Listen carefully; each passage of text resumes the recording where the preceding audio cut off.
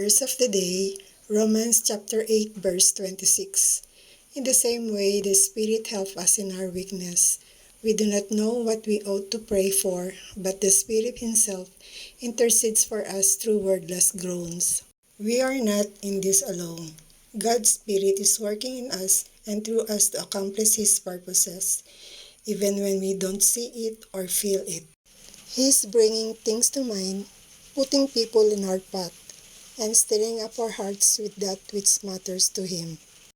So the pressure to do it all, have it all, and be it all is off. You don't have to rely on yourself.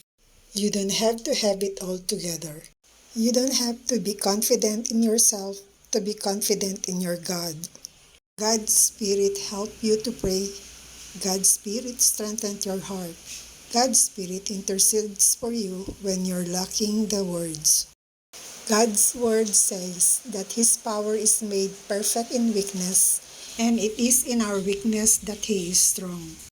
You have a helper who meets you in your vulnerability, offers you His strength, and refuses to leave you stranded or scrambling on your own. You can trust Him to help you, to guide you, and to offer you His strength when you are weak. The Holy Spirit is your helper.